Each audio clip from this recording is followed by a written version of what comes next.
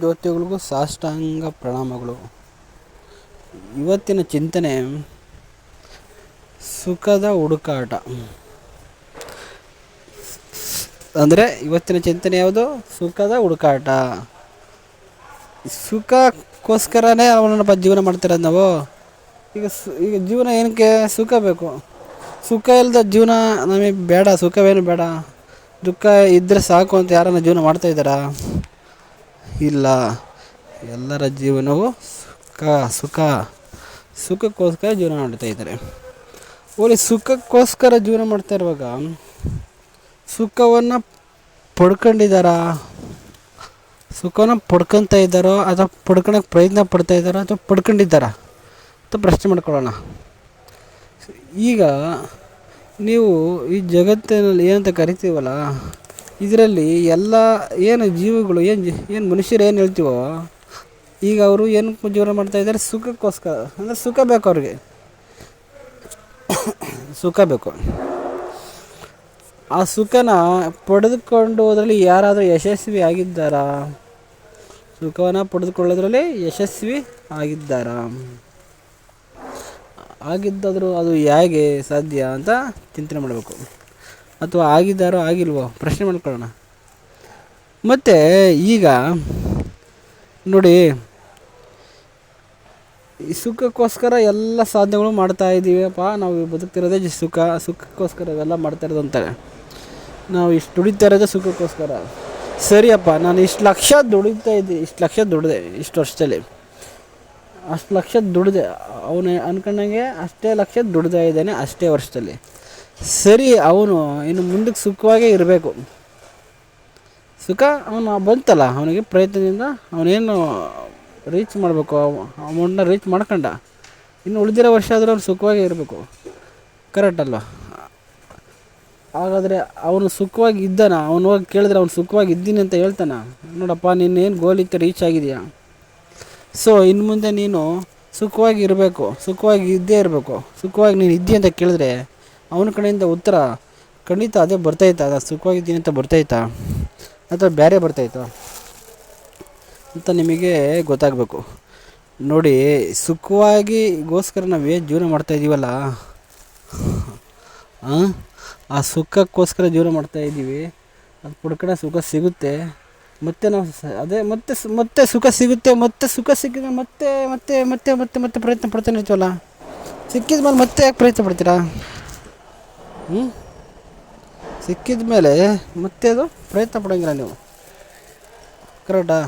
ಸಿಕ್ಕಿದ ಮೇಲೆ ಮತ್ತೆ ಪ್ರಯತ್ನ ಮಾಡ್ತೀರಾ. ಮತ್ತೆ ಅಂದರೆ ಇದಕ್ಕೆ ಅರ್ಥ ಏನು? ವಿಚಾರಣೆ ಮಾಡೋಣ. ಸುಖ ಖಂಡಿತ ಒಂದು ಮರೀಚಿಕೆ ಇದ್ದಂಗೆ. ನೀವೇನು ಸುಖಕ್ಕೋಸ್ಕರ ಜೀವನ ಮಾಡ್ತಾಯಿದ್ದೀರೋ ಇದೇ ಭ್ರಮೆ. ಸುಖಕ್ಕೋಸ್ಕರ ಜೀವನ ಮಾಡ್ತಿರೋದೇ ಭ್ರಮೆ. ಯಾಕಪ್ಪ ಅಂದರೆ ಈ ಸುಖ ಈ ದುಃಖ ಒಂದೇ ನಾಣ್ಯದ ಎರಡು ಮುಖಗಳಿದ್ದಂಗೆ. ಸುಖ ಬರ್ತದೆ ಮತ್ತು ದುಃಖ ಬರ್ತದೆ. ಸುಖ ಹೋಗ್ತದೆ ಮತ್ತು ದುಃಖ ಬರ್ತದೆ. ಹೀಗೆ ನಡೀತಾನೇ ಇರ್ತದೆ. ಇದು ಮುಗಿಯೋದೇ ಇಲ್ಲ. ನೀವು ಈ ಸುಖವನ್ನು ನೀವು ಯಾವಾಗ ಪಡಿತೀವಿ, ಸುಖಕ್ಕೋಸ್ಕರನೇ ನಾವು ಪಡಿಬೇಕಂತ ಹೋಗ್ತಿರಲ್ಲ, ನೀವು ಇಲ್ಲೇ ಕಳೆದೋಗೋದು. ನಿಮ್ಮನ್ನು ನೀವೇ ಕಳ್ಕೊತೀರ. ನೋಡಿ, ಸುಖನ ನೀವು ಯಾವ ರೀತಿ ಪ್ರಯತ್ನದಿಂದ ಪಡಿತಾಯಿದ್ದೀರಾ? ಪ್ರಯತ್ನಪೂರ್ವಕ ಪಡಿತಾಯಿದ್ದೀರಾ. ಕರೆಕ್ಟಾ? ಯಾವ ರೀತಿ ಪಡಿತಾಯಿದ್ದೀರಾ? ಓಲಿ ಸುಖ ಯಾವ ಥರ ಅನುಭವ ಆಗ್ತೈತೆ? ಸುಖ ಅನುಭವ ಆಗ್ತಿರೋದು ಯಾವ ಥರ? ನೋಡಿ, ಈಗ ಸುಖಕ್ಕೊಂದು ಉದಾಹರಣೆ ಕೊಡೋಣ. ನಿಮಗೆ ದುಃಖ ಅಂದರೆ ಏನು? ಫಸ್ಟು ಏನಪ್ಪ ದುಃಖ ಅಂದರೆ? ನಿಮಗೆ ದುಃಖ ಅಂದರೆ ನಿಮಗೆ ಇಷ್ಟ ಇಲ್ಲದಿದ್ದೇ ದುಃಖ. ಸುಖ ಅಂದರೆ ನಿಮಗೆ ಇಷ್ಟ ಇರೋದೇ ಸುಖ, ಬೇರೆ ಏನಿಲ್ಲ. ನಿಮಗೆ ಇಷ್ಟ ಇಲ್ದಿದ್ದು ನಿಮಗೆ ಸಿಕ್ಕಾಗ ಅವಾಗ ದುಃಖ ಆಗುತ್ತೆ. ಅಥವಾ ಇಷ್ಟಪಟ್ಟು ಸಿಗಲಿಲ್ಲ ಅಂದರೆ ಆವಾಗಲೂ ದುಃಖ ಆಗುತ್ತೆ. ಇಷ್ಟಪಟ್ಟು ಸಿಕ್ಕಾಗ ಅವಾಗ ಸುಖ ಆಗುತ್ತೆ. ಏನಿದ್ರ ಅರ್ಥ? ಇಷ್ಟಪಟ್ಟಿದ್ದೀರಾ ಏನು? ಒಂದು ಏನು ಒಂದು ಕೇಕ್ ತಿನ್ಬೇಕು ನಾನು ಇವಾಗ. ಆ ಕೇಕ್ ತಿನ್ಬೇಕಂತ ನನಗಿಷ್ಟ. ಆದರೆ ಕೇಕೇ ಸಿಗ್ತಾಯಿಲ್ಲ. ಕೇಕಿಗೋಸ್ಕರ ಕೇಕ್ ನನಗೆ ಸಿಗಲಿಲ್ಲ. ಯಾಕೆ ಕೇಕ್ ಸಿಗಲಿಲ್ಲ ಅಂತ ನನಗೆ ದುಃಖ. ಸಣ್ಣ ಉದಾಹರಣೆ. ಇನ್ನೂ ದೊಡ್ಡ ಉದಾಹರಣೆ ಕೊಡ್ಬೇಕಂದ್ರೆ, ನಾನು ಒಂದು ಒಳ್ಳೆ ಪೊಸಿಷನ್ನಾಗೆ ಕೆಲಸ ಮಾಡ್ತಾಯಿರ್ಬೇಕು. ಆ ಪೊಸಿಷನ್ ಇಲ್ಲ ಅಂದರೆ ನನಗೆ ಕೆಲಸ ಮಾಡೋಕ್ಕೆ ಆಗಲ್ಲ. ಆ ಪೊಸಿಷನ್ಗೋಸ್ಕರ ನಾನು ಕೆಲಸ ಮಾಡಬೇಕು. ಆ ಪೊಸಿಷನ್ ಇರೋದಿದ್ದಾಗ ನನಗೊಂಥರ ಏನೋ ಒಂಥರ ಖುಷಿ. ನನಗೆ ನನ್ನ ಎಲ್ಲ ರೆಸ್ಪೆಕ್ಟ್ ಕೊಡ್ತಾರೆ ಅನ್ನೋದೊಂದು ಖುಷಿ, ಸಮಾಜದಲ್ಲಿ ಗೌರವ ಕೊಡ್ತಾರೆ ಅಂತ ಖುಷಿ. ಈ ಎಲ್ಲ ಖುಷಿಗಳಿಗೆ ನಿಮ್ಗೆ ಸುಖ, ನನಗೇನೋ ಒಂಥರ ಸುಖ. ಮತ್ತು ಒಳ್ಳೆ ಕಂಫರ್ಟ್ ಪ್ಲೇಸ್, ಕಂಫರ್ಟ್ ಝೋನು. ಇವೆಲ್ಲ ಸುಖ ಕೊಡ್ತೈತೆ ಅಂತ ನೀವು ಅಂದ್ಕೊಂಡು ಆ ಸುಖಕ್ಕೋಸ್ಕರ ಪ್ರಯತ್ನ ಪಡ್ತಾಯಿದ್ದೀರ, ಸಾಧನೆ ಮಾಡ್ತಾಯಿದ್ದೀರ, ಅಲ್ವಾ?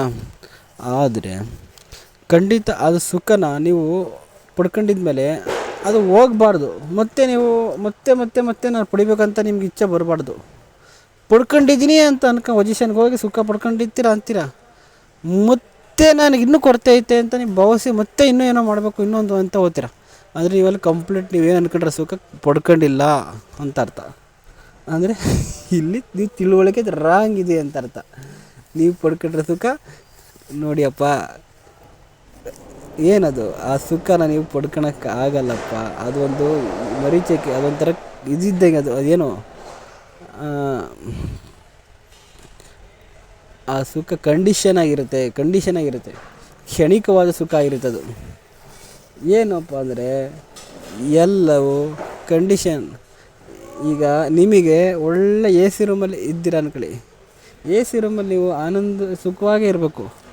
ಆದರೆ ಆ ಸುಖವಾಗಿರುವಾಗ ನಿಮಗೇನಾಗುತ್ತೆ, ಯಾವುದೋ ಒಂದು ಆರೋಗ್ಯ ಸಮಸ್ಯೆಯಿಂದ ನೀವು ಬಳಲ್ತಿದ್ದಾಗ ಅಲ್ಲಿ ನಿಜವಾಗ್ಲೂ ನೀವು ಸುಖವಾಗಿ ಇರೋಕ್ಕೆ ಸಾಧ್ಯ ಇದೆಯಾ? ಅಲ್ಲಂದರೆ ಎಲ್ಲ ಕಂಡೀಷನ್ ಆಗಿದೆ. ಬಾಡಿ, ಮೈಂಡ್, ಇಂಟೆಲೆಕ್ಟ್, ಎವ್ರಿಥಿಂಗ್ ಎಲ್ಲವೂ ಕಂಡೀಷನು. ಒಂದಕ್ಕೊಂದು ಚೈನ್ ಲಿಂಕು. ನಿಮಗೆ ಆರೋಗ್ಯ, ಮನಸ್ಸು, ಬುದ್ಧಿ, ಇಂದ್ರಿಯ ಮತ್ತು ಇಚ್ಛೆ ಪಟ್ಟಿದ್ದು ವಸ್ತು ಇವೆಲ್ಲವೂ ಇದ್ದಾಗ ಆಗ ಸುಖ ಸಿಗುತ್ತೆ. ಯಾವಾಗ?